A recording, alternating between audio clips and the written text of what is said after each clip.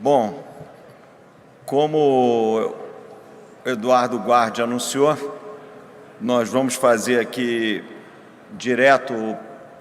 passar direto para o nosso último painel. Então, queria convocar quem estiver aí fora, pode vir sentar, não vai ter coffee break nesse intervalo. O presidente Rodrigo Maia tem que seguir para um outro compromisso.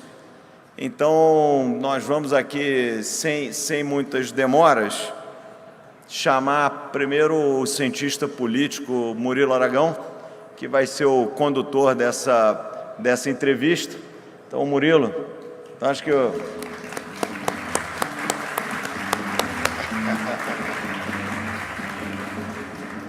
Murilo, além de fundador da Arco Advice, que é uma das empresas mais prestigiadas, se não a mais prestigiada de análise política. Então, os dotes não são jornalísticos, mas são mais profundos do que isso, né? Tem muito jornalista falando de política, mas tem pouco cientista político falando com político. Então, acho que o Murilo vai saber explorar bem as opiniões do presidente Rodrigo Maia sobre o ambiente político. E esse painel, ele encerra o dia de hoje. Eu queria agradecer a presença de todos. É um painel especial porque se trata de um painel entre dois botafoguenses, é uma coisa muito difícil de acontecer nesses dias de hoje, mas, enfim, é disso que se trata. Então, ele guarda esse exotismo e, sem demorar demais, eu vou, com enorme prazer, convidar o Rodrigo e, no fundo, pedir a todos nós que saudemos o presidente Rodrigo Maia por tudo que ele realizou pelo Brasil ao longo desses últimos 12 meses. Apesar da brilhante carreira política, eu diria que nada é comparável ao esforço, à dedicação e ao patriotismo que o Rodrigo teve de conduzir o Congresso nessa histórica votação da Previdência e nessa histórica agenda de reformas que a gente tem na nossa frente. Então, queria convidar o presidente Rodrigo Maia ao palco. Então, Rodrigo, uma vez mais...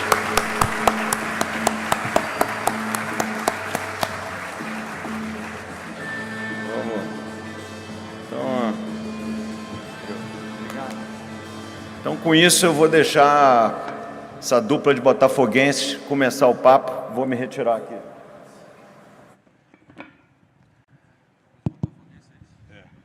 Bom, boa noite a todos. É um prazer. Nós estamos distribuindo um bilhetinho. Quem puder fazer uma doação para o Botafogo para a gente pagar o salário dos jogadores, a gente agradece Botafogo muito, SA. por favor. A gente pode lançar já aqui o Botafogo SA, aproveitando aí vocês distribuindo o nosso fundo para salvar o... Bom, em primeiro lugar, a parte dessa coincidência alvinegra, o que provavelmente é um bom sinal. É uma honra estar aqui no BTG Pactual, parceiros de longa data, e uma honra estar aqui com o presidente Rodrigo Maia, que, sem dúvida, como disse o André Esteves, tem um papel extraordinário na reconstrução do Brasil, com aprovação em sequência de reformas importantíssimas para o país, reforma trabalhista, reforma da terceirização, lei do petróleo, teto de gastos e tantas outras, e agora, mais recentemente, também cadastro positivo, cessão onerosa e reforma da Previdência. Enfim, então, o deputado Rodrigo Maia tem um papel extraordinário nessa reconstrução do Brasil e que terá um impacto muito positivo no futuro dos investimentos e, sobretudo, o futuro das próximas gerações. Bom, deputado Rodrigo Maia, queria lhe fazer uma pergunta. Acabando agora, vamos dizer, a reforma da Previdência no Senado, começamos o debate da reforma tributária. Como o senhor vê as possibilidades dela avançar nesse próximo 12 meses, que seria uma janela frente às eleições municipais? Bem, obrigado. Agradecer ao Pactual pelo convite. Eu acredito que a reforma tributária como administrativa. Eu acho que são temas estruturantes que precisam avançar. Não tem muito mistério no que deve ser uma simplificação do sistema tributário, apesar de saber que a simplificação do sistema vai gerar transferência de carga tributária entre os setores da economia, né, Guardi? Aqueles que não pagam precisam pagar impostos no Brasil, até porque eles foram tão contundentes na Previdência, né, que atinge o brasileiro mais simples. A gente precisa desses empresários o mesmo apoio na tributária, que, do meu ponto de vista, é a reforma, claro que é a mais complexa, mas acredito que é a mais relevante para o crescimento do Brasil. Então, a gente precisa ter um esforço, sabendo da dificuldade. Nós já conseguimos com o governo, já que o nosso ministro da Economia é muito generoso em doar dinheiro para estados e municípios, né? Então, já que ele vai doar o dinheiro da partilha, vamos utilizar o dinheiro da partilha para organizar as distorções, as dificuldades que nós temos na federação. E organizada a federação, estados e municípios, eu acho que fica mais fácil resolver o problema do setor privado, já que o problema do setor privado é concentrado, basicamente, o maior problema no setor de serviços, e com a federação organizada, eu acho que se tem uma maioria muito grande. E como deve-se avançar alguma coisa na renda também, né? Já que nós sabemos que a tributação na renda no Brasil é baixa em relação à média dos países da OCDE, acho que, inclusive, a gente pode fazer alguns acenos à esquerda para que a esquerda também possa votar a nossa reforma da Previdência baseada no projeto do deputado Baleia, do API, somado à proposta que os governadores encaminharam, que é muito parecida com a que nós começamos junto ao deputado Baleia. Bom, existem outras pautas importantes no Congresso, como, por exemplo, a autonomia do Banco Central, a lei de saneamento. Qual o futuro imediato dessas matérias, por exemplo? O saneamento vota na comissão agora, até o final do mês. Vamos tentar votar nos primeiros 15 dias no plenário para devolver para o Senado, esperando que o Senado possa manter o nosso texto, que no final, na votação final, foi feita uma mudança no texto do senador Tasso, que era muito parecido, pelo menos do ponto de vista qual era o objetivo, muito próximo ao nosso. A gente espera que, podendo limitar os contratos de programa, a gente possa avançar num texto que garanta concorrência e investimento privado no setor de saneamento. A autonomia do Banco Central, a gente está faltando conseguir sentar com o presidente do Banco Central. Tem semana que o problema é a agenda dele, tem semana que o problema é minha agenda, mas eu acho que o texto da autonomia ele já está muito bem organizado há um tempo já, desde a época do Ilan. O Roberto Campos fez algumas mudanças, mas nada muito forte. Então, eu acredito que agora é conseguir sentar com os líderes e organizar a votação. Eu acho que essa é a matéria que, apesar da esquerda ser contra, eu acho que ela tem bastante apoio dentro da Câmara. O problema é de agenda.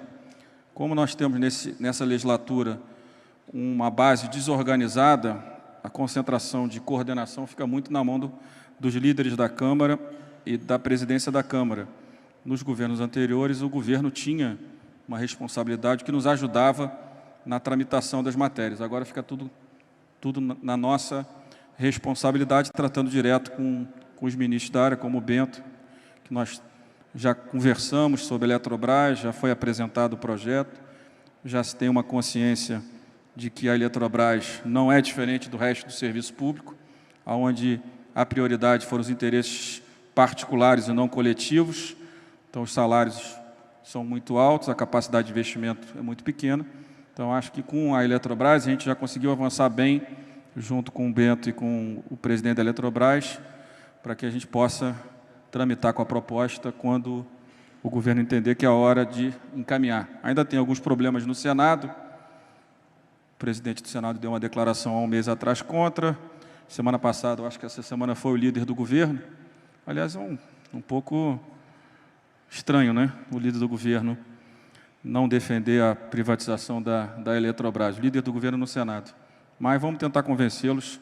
Convencendo o Senado, facilita a votação, porque algum desgaste tem e ninguém quer votar uma matéria dessa para ter desgaste e parar no Senado Federal.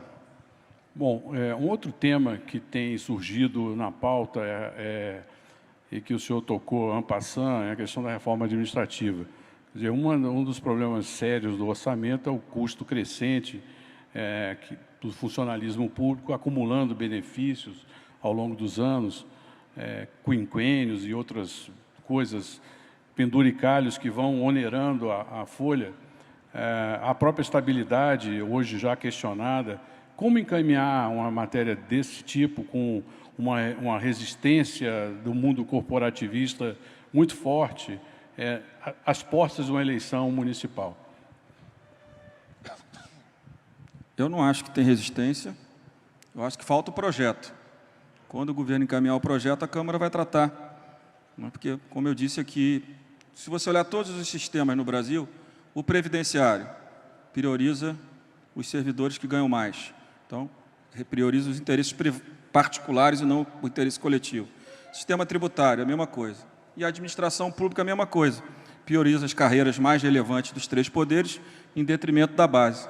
Não é nenhuma discussão de qual deve ser o modelo, é uma discussão que o modelo é caro para atender apenas a atividade meio, não as atividades fim. Então, nossa prioridade tem que ser fazer uma reforma administrativa, eu acho que essa tem que ser a narrativa com a sociedade, porque nós queremos um Estado que seja eficiente, que a produtividade seja um valor relevante no gasto público, né, e que a gente possa melhorar a qualidade do serviço público. Se isso vai ser através de parceria com o setor privado ou administração pública, é uma responsabilidade de cada um que governa, a União, os estados e municípios. Mas eu não posso acreditar que nenhum partido, nem de direita nem de esquerda, possa imaginar que este orçamento público atende ao eleitor. Ele atende apenas às corporações. A Câmara dos Deputados, por exemplo, tem um orçamento de 5 bilhões e 300, 400, 3 bilhões e meio é salário e aposentadoria dos servidores estatutários, mais terceirizados, mais custeio, 4 bilhões e um pouquinho. Então, significa, se nós não tivermos deputados nem os seus gabinetes, a gente ainda continua custando 4 bilhões e 200 e 300 para a sociedade, para mostrar que a aplicação dos recursos do serviço público estão concentrada em categorias específicas e não na sociedade. Piso salarial muito alto nos 3 poderes, salário médio altíssimo, na Câmara dos Deputados é R$30 mil, nenhuma preocupação com eficiência, com carreira, muito pelo contrário, todos ficam procurando um caminho para furar o teto. Então, a AGU já conseguiu, né? A Receita já conseguiu, e acho que esse é o único ponto de maior conflito que, numa reforma administrativa, para o futuro, pelo menos, a gente vai ter que tirar esses benefícios, e o grande benefício do servidor vai ter que ser, né, ele ser eficiente, produzir, para ele poder chegar no topo da carreira do serviço público em 25, 30 anos. Bom, falando um pouco da conjuntura mais do dia a dia, o presidente Bolsonaro propôs uma nova política, uma nova forma de se relacionar com o Congresso Nacional. De certa forma, ele abandonou ou rejeitou o presidencialismo de coalizão, que é o modelo que vem funcionando aí desde a redemocratização. Aliás, começou a funcionar até mesmo antes da redemocratização, quando houve uma coligação do PDS com o PTB para eleger o presidente da Câmara, e ali se começou a trabalhar com esse conceito de coalizão para a governabilidade. Sem uma base ancorada no presidencialismo de coalizão, o que se vê é um protagonismo do presidente da Câmara, organizando as pautas e estabelecendo uma espécie de comportamento independente em relação ao Executivo, e que marca uma mudança no histórico, na hipertrofia do Poder Executivo no Brasil. Quer dizer, como vai funcionar esse modelo onde não existe o presidencialismo de coalizão de hora em diante? Agora, acabando o primeiro ano de governo, o período de graça que o presidente tem no primeiro ano de governo. Como vai funcionar isso? Bem, não tem ninguém gravando a nossa conversa, não, né? Não. Essa reunião não é do PSL, não, né? Não, só está transmitido para o mundo inteiro aqui. Não tem Mas problema. eu acho que, assim, o formato é um formato de um parlamento reformista, que quer modernizar o Estado brasileiro, que compreendeu que foi usado por parte do setor privado também, pelas corporações públicas, que uma parte grande de incentivos fiscais são gastos de forma desnecessária pelo Estado brasileiro, muitas vezes, quase 400 bilhões, mais essa estrutura salarial que pelo menos ela garantisse eficiência na qualidade do serviço público, a gente ainda podia avaliar como positiva, mas não é isso. Então, um parlamento que quer modernizar o Estado brasileiro e compreende que é a única forma da política voltar a ser respeitada e valorizada, né? A forma de articulação, ela não é uma forma desarticulada com o governo. Nenhum de nós, em nenhum momento, deslegitima a presidência do presidente Bolsonaro. Ele foi eleito de forma legítima, ele é o presidente da República, a nossa agenda é toda articulada com o ministro da Economia, com o ministro das Minas e Energia, nada que é feito à revelia da relação do Poder Executivo com o Poder Legislativo. A única diferença é que nós temos agora uma maior responsabilidade. O próprio presidente entendeu desde o início do governo dizer que ele fazia parte dele, que nós tínhamos que cumprir a nossa. Acho que foi bom. O parlamento tem recuperado as suas prerrogativas, falta apenas uma, que é, pelo menos para o próximo governo, acabar com as medidas provisórias, que é um instrumento autoritário, né? Esse mesmo instrumento da medida provisória agora dessa transação tributária aí, como é que vai fazer antes dela ser aprovada e ela já tem validade? Está errado. Não tinha que ser projeto de lei, porque um tema desse, ele só pode ter validade depois de sancionado pelo presidente da República. Então, esse é o segundo instrumento, dos dois mais relevantes, o orçamento positivo e as medidas provisórias, que eu acho que a gente não deve mexer para esse governo, mas já deixar aprovado para o próximo. Dois instrumentos que recuperam as prerrogativas que são do parlamento, que devem ser de um parlamento em qualquer democracia forte no nosso país. Então, a nossa relação é de respeito, temos convergências enormes com o ministro da Economia. Hoje tive a manhã inteira, junto com o presidente Davi, organizando as pautas que vão ao parlamento nas próximas semanas, eu espero que seja breve. Algumas das propostas são utilizando, inclusive, temas que nós trabalhamos com Guardia, como a PEC do Pedro Paula, desde a gestão anterior. Então, são coisas que a gente já vem trabalhando, o que é bom, porque mostra que já há um ambiente de compreensão do que significa, né, o orçamento público, os gastos públicos. Então, é bom que essa articulação ela fique muito mais nos temas do que numa coalizão política excessivamente pragmática, como foi no passado no Brasil. Bom, a sua mensagem é clara no sentido de que, primeiro, existe uma convergência entre governo e Congresso com relação à agenda de reformas e existe um certo consenso em torno de uma agenda de Estado, não de uma agenda de governo. Então, hoje, o Parlamento, quer dizer, o Parlamento, como característica do momento atual, seria um Parlamento voltado para uma agenda de Estado mais do que de uma agenda de governo? Não, acho que a agenda da modernização do Estado beneficia a gestão do governo. Nós não estamos preocupados se o governo vai dar certo ou não. Nós queremos que o governo dê certo, é diferente. Nós não estamos preocupados com 2022. Eu não sei por que tem tanta gente preocupada com 2022. Né? Se uma maratona de 1 ano por uma eleição já é um tempo longo, imagina você correr 3 maratonas para chegar à presidência. Né? Quem começar a correr maratona para a presidência agora, eu acho que morre antes do processo eleitoral. Isso atrapalha. Esse ambiente de disputas antecipadas é que atrapalha. Nós queremos que o governo dê certo, porque se o governo der certo, o parlamento deu certo, significa que a economia cresceu, significa que o Brasil voltou a gerar emprego, que a gente conseguiu reduzir desigualdade, pobreza. Eu acho que essa deve ser a nossa preocupação como representante da população. A gente não pode estar no parlamento trabalhando contra o governo, quer dizer, o governo tem que dar errado, a economia tem que piorar ainda mais, temos que ter mais recessão. Eu acho que chegamos num ponto que não tem mais margem, né, na sociedade, depois de tantos anos de recessão, para que aqueles que representam a sociedade no parlamento tenham preocupações políticas e não preocupações na qualidade do serviço público, na qualidade do gasto público. Então, acho que a gente precisa ter essa compreensão e trabalhar de forma conectada com o governo para que ele possa dar certo. Como eu disse, ele dando certo, o parlamento está forte também. Um outro tema que é recorrente na realidade política brasileira é o debate da chamada reforma política. Na verdade, a cada 2 anos, o Congresso aprova alguma mudança na regra, até pelo fato que tem que aprovar as regras das eleições. Nós tivemos uma reforma aprovada recentemente, que limitou os partidos, instituiu a cláusula de barreira, mas mesmo assim ainda temos uma elevada fragmentação no Congresso. Por exemplo, o encaminhamento de uma votação, um simples sim ou não, na Câmara, exige a manifestação de 26 partidos, alguns até com poucos parlamentares.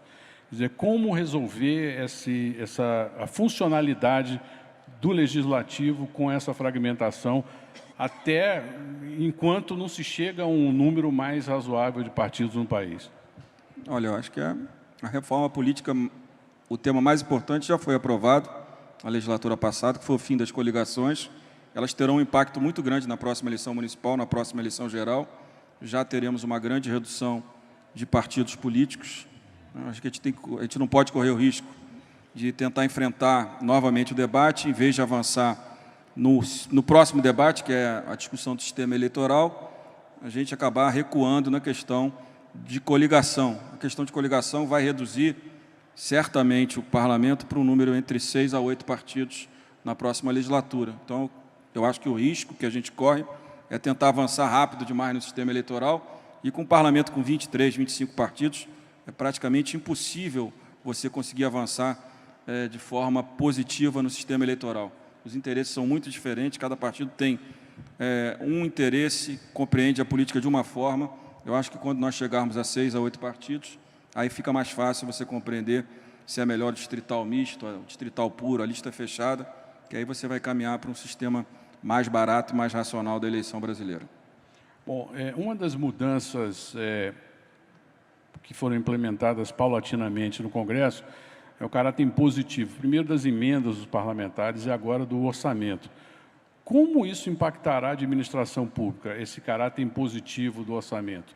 Se já é possível dizer que ele será impositivo no ano que vem? Será impositivo, e acho que a cabeça dos parlamentares vai ter que virar a chave, né? Porque ainda há uma compreensão de tratar o orçamento impositivo como se fosse emenda individual e emenda de bancada. Na própria discussão agora das emendas de bancada, nitidamente, uma cabeça de dividir os recursos que cresceram entre os parlamentares. O parlamento agora vai ter que compreender que a responsabilidade de aprovar os projetos estruturais para o Brasil, de projetar o futuro, vai partir muito da decisão do parlamento. Então, a gente vai ter que sair da cabeça de atender uma emenda de um prefeito, de um governador, a demanda de um vereador, e a gente vai ter que ter um parlamento, inclusive, com uma estrutura de uma comissão de orçamento ou uma outra comissão que pense projetos, que pense o futuro e que pense o orçamento como uma peça de integração do país, desenvolvimento do país, não uma peça de entendimento particular do mandato de cada um. Mas a cabeça ainda é a mesma do passado. Eu, inclusive, semana passada, fiz uma reunião com a equipe do orçamento para mostrar aos deputados que todo o orçamento é impositivo. E todo o orçamento impositivo, a gente não pode dividir o orçamento de uma forma onde fique apenas os interesses individuais de cada deputado ou de cada senador atendidos nessa peça, porque senão o Brasil vai ser prejudicado. Então, acho que tem que virar essa chave, e esse orçamento positivo aumenta a nossa responsabilidade e a nossa dedicação na discussão e na elaboração do orçamento público.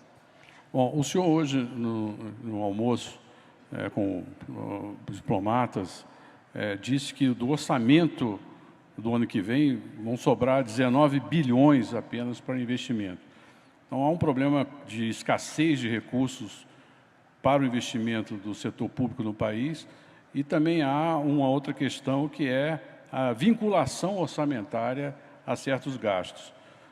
Ou seja, a maior parte do orçamento tem o seu dispêndio vinculado a algum gasto. Como tratar esse assunto? No início do governo, o ministro Paulo Guedes queria propor uma desvinculação total do orçamento. Isso gerou uma reação inicial no Congresso negativa. E ele refutou, dizendo, não, os congressistas têm que entender que uma desvinculação total do orçamento vai dar ao congressista, ao Congresso, a autonomia de alocar recursos nas áreas que eles bem decidirem. Como essa discussão da desvinculação vai se desenvolver de hora em diante? Ô Murilo, essa decisão, que acho que a maioria do parlamento é favorável, ela não terá impactos amanhã, né? Nós temos um orçamento com quase 100% de despesas obrigatórias. Então, não é da noite para o dia que o orçamento volta para o parlamento. O parlamento não vai deixar de pagar a previdência nem os salários. Então, não tem essa margem toda no curto prazo. Agora, é claro, quando você vai desindexar o orçamento, né, excluída a parte do salário mínimo, você tem um primeiro orçamento livre na ordem de 27 bilhões, era 54, mas se não, o governo não vai tratar do salário mínimo, segundo me disse a equipe econômica, por decisão do presidente. Então, na primeira proposta que o governo encaminha, aprovada, são menos 27 bilhões de incremento de despesas automáticas. A questão das vinculações, né, principalmente saúde e educação, tem esse mito de que precisa ter recurso vinculado para alguém aplicar dinheiro em saúde e educação. O problema é que você hoje tem uma grande distorção, né? Acabou que todo mundo foi contratando professor, hoje estão todos os entes federados quebrados. Mas é claro que desvincular todo o orçamento, desindexar, está todo mundo a favor disso, mas nós temos que falar a verdade para os deputados. Amanhã eles não terão o orçamento de 1,5 trilhão à sua disposição para gastar. Talvez a próxima legislatura, ou daqui a 8 anos, a gente possa ter um orçamento que recupere a capacidade de investimento, né? A gente tem um orçamento que seja mais flexível para a aplicação de recursos. Mas, no curto prazo, é a parte dura do trabalho. É desfazer tudo que foi feito para atender interesses particulares dentro do orçamento público. Bom, um outro tema muito importante e pouco debatido no país é a questão do federalismo. E eu sei do seu interesse, pelo menos de leitura do tema, mas há claramente um desequilíbrio na arrecadação tributária no Brasil e na distribuição desses recursos com os estados e municípios frente às responsabilidades que cada ente federativo tem. O Brasil é um dos poucos países do mundo que o município também é ente federativo. Isso é o Brasil e a Argentina. Não sei se é um bom exemplo a ser mencionado, mas, enfim, essa é a realidade. O fato é que há um desequilíbrio na arrecadação, porque muitas contribuições instituídas pelo Poder Executivo não são divididas mandatoriamente com estados e municípios e gera um poder do Poder Executivo de alocar recursos para seus aliados, desequilibrando a relação federativa. Então, há uma questão essencial do funcionamento do federalismo no Brasil. Essa é uma questão que preocupa o presidente da Câmara como um debate futuro ou um debate presente nesse momento, rediscutir o federalismo no Brasil, a forma de partição das arrecadações e a distribuição de responsabilidades? Acho que o debate vai acontecer, né? Mas nós precisamos da proposta. É o que eu disse, o governo precisa encaminhar propostas. Quando a gente lê, por exemplo, o livro do João Camilo sobre a formação da Federação Brasileira, a gente vai vendo as distorções desde o início de uma federação que olha os Estados Unidos como modelo, mas é óbvio que o modelo de federalismo lá não é o modelo de federalismo daqui. Lá a formação foi entes se juntando para criar, né, um Estado, né? E o Brasil foi o contrário, o Estado unitário criando a federação depois. Então, as distorções começam na largada. E nesse livro, que é muito bom, que a Câmara ela teve autorização da família para editar, porque eram livros que não estavam mais sendo editados, eu acho que é um livro que nos dá bastante informação sobre a formação da Federação Brasileira e o caos que nós vivemos hoje, que não vem de hoje, vem de todo esse processo.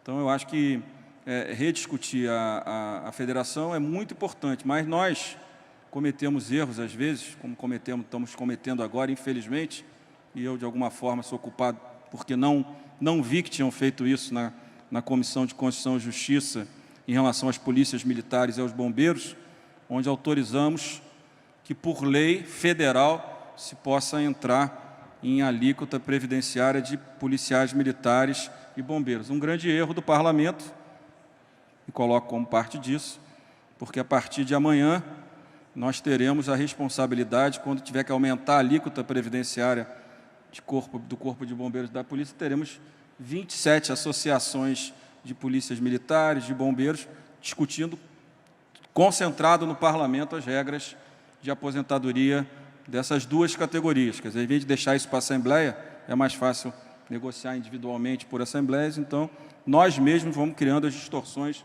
no Parlamento. Eu tenho dito isso aos ministros do governo, tenho isso dito a alguns deputados, a comissão que trata do projeto de lei das Forças Armadas, que foi incluída a questão das polícias militares e bombeiros, que acho que foi um erro, né? Não sei se eu tenho força para segurar, acho muito difícil, mas tenho que fazer o alerta que a nossa federação é o produto dos nossos erros. Esse é um exemplo claro de erro que nós estamos cometendo. Mais grave do que o erro da PEC é o erro do projeto de lei está caminhando das Forças Armadas, incluindo policiais militares, limitando a 10%, 10,5% a alíquota. Tem estados que já têm alíquota de 14%. Eu acho que isso ainda vai dar muita confusão jurídica, porque, do meu ponto de vista, esse artigo da própria PEC da reforma da Previdência ele é inconstitucional, e eu espero que assim o Supremo decida.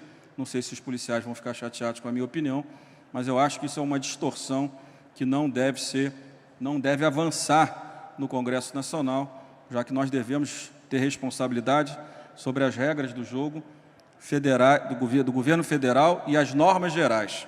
Nunca entrar em casos específicos de estados e municípios, principalmente dos estados, nesse caso, porque essa é uma responsabilidade e uma atribuição da federação. Então, acho que a discussão da organização da federação, sem dúvida nenhuma, ela é muito importante para que a gente possa organizar as atribuições, para que cada ente possa cuidar da sua atribuição, e que o orçamento seja organizado de uma forma correta, apesar que, se você olhar a distribuição do orçamento público federal, não há essa concentração do orçamento brasileiro, né? Não há essa concentração do orçamento no governo federal, né? Eu acho que isso é um pouco do mito também. Se você olhar o que fica para o governo federal de forma efetiva, os recursos não são tão concentrados como reclamam estados e municípios, que, aliás, precisam compreender também que não há mais recurso federal para ser transferido. O que está sobrando agora é o dinheiro do petróleo, que também é finito, então cabe a gente utilizar da melhor forma possível, né?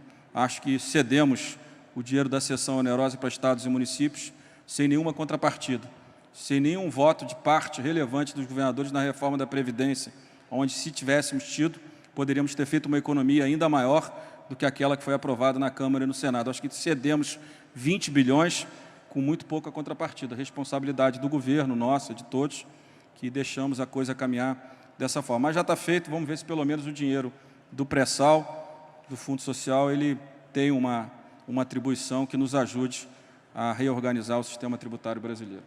Bom, o senhor criou há pouco tempo uma comissão especial sobre infraestrutura, parece que liderada pelo deputado aqui de São Paulo, Arnaldo Jardim.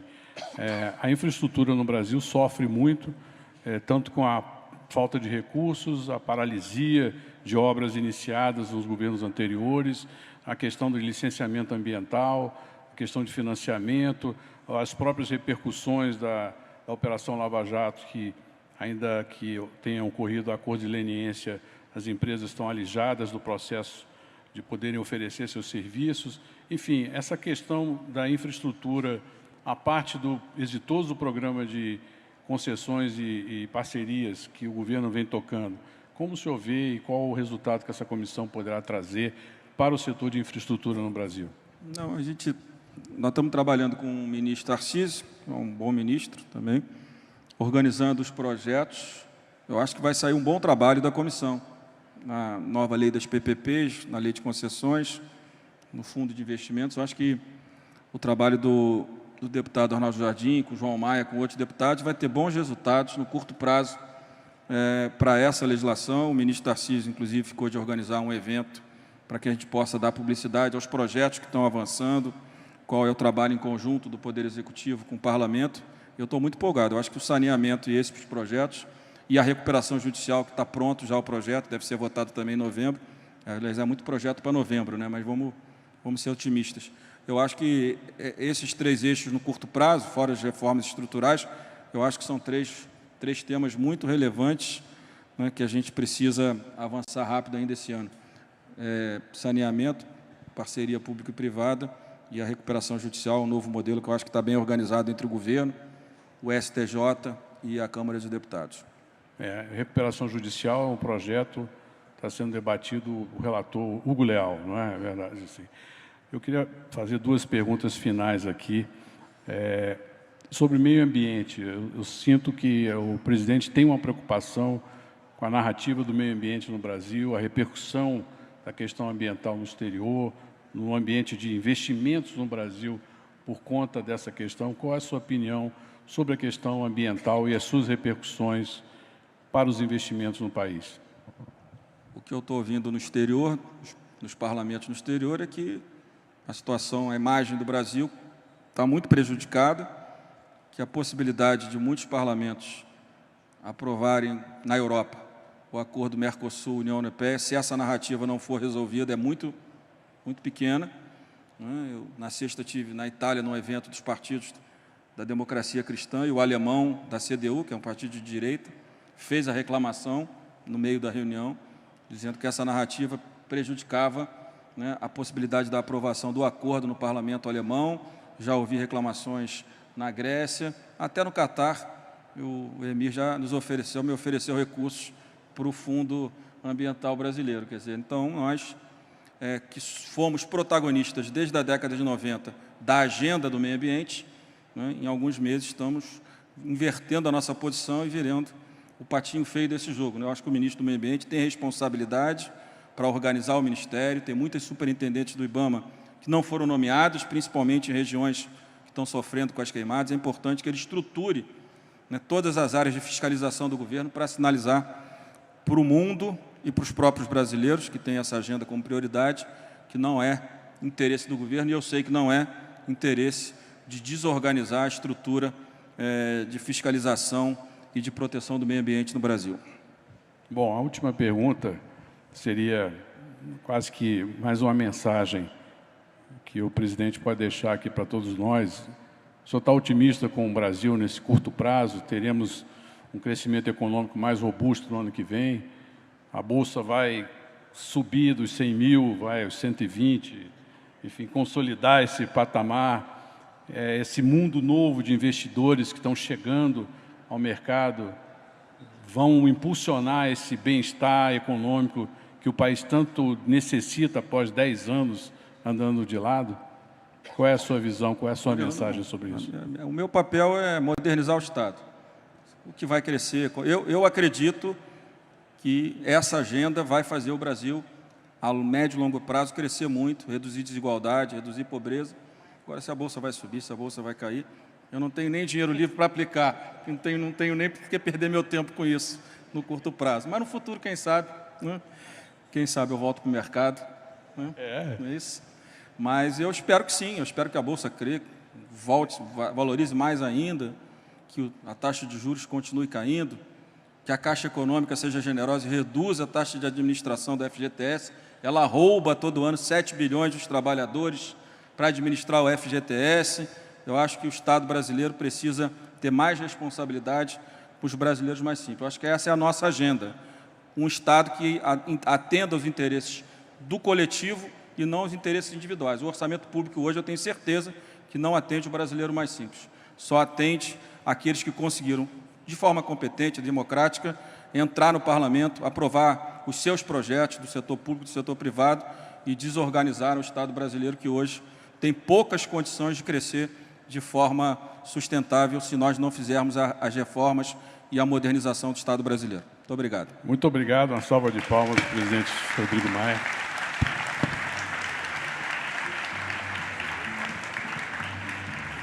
Obrigado, hein? Murilão. Valeu. Obrigado. Saí bem de William. Gente, eu queria agradecer a presença de todos, dizer que a gente vai ter um happy hour agora, agradecer a presença do presidente Rodrigo Maia, do Murilo Aragão. Estava lembrando aqui que a gente gosta de relacionamento de longo prazo. Nós somos clientes da Arco desde 1994. Então, muito obrigado a todos vocês pela presença nesse primeiro Advisor Days, é o primeiro de muitos. Obrigado, hein?